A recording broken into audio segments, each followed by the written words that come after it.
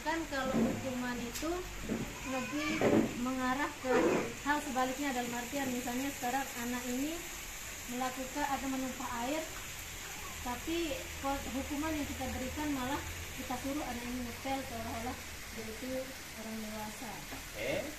Konsekuensi itu adalah sesuatu yang diberikan kepada orang dewasa kepada anaknya, tindakan yang berdasarkan apa yang telah dia lakukan. Jadi konsekuensinya seperti contoh Mbak Julia tadi. Tapi kalau hukuman adalah suatu tindakan yang dilakukan orang tua kepada anaknya, tidak ada korelasinya hukuman itu kepada anaknya. Tidak ada hubungannya. Dia pasti terkait dengan kesalahan atau pelanggaran yang dia lakukan. Jadi misalkan kalau dia berantakin mainan, oke, konsekuensinya adalah dia harus merapikan mainannya, bukan dengan membuat anak itu misalkan tidak boleh nonton TV atau dikurangi uang jajannya. Nggak ada kaitannya dengan kesalahan yang dia lakukan atau perbuatan yang dia lakukan. Jadi itu yang sangat mendasar perbedaan antara konsekuensi dan hukuman. Lalu yang berikutnya kan ada cara tuh ngasih konsekuensi, itu yang pertama. Yang kedua apa? Kalau ngasih konsekuensi itu harus masuk akal.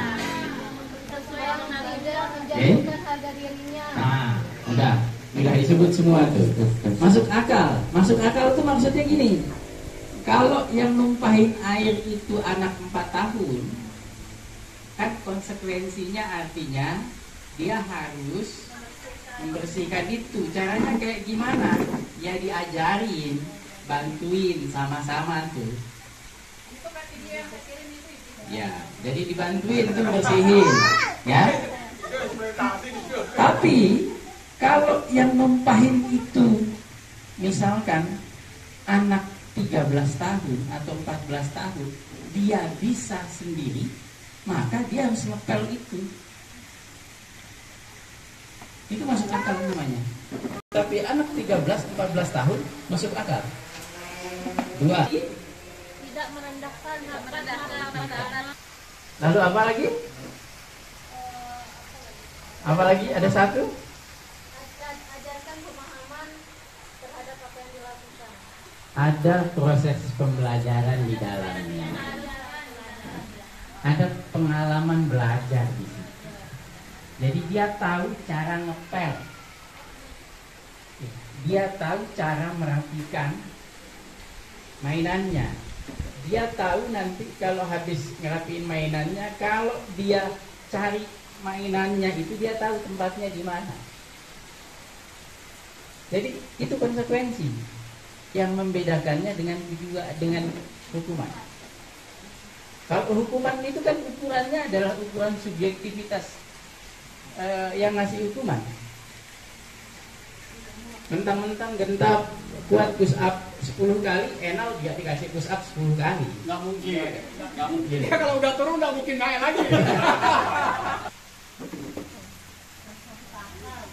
Ya, harus masuk akal. Apalagi yang teman-teman ingat kemarin dari sesi?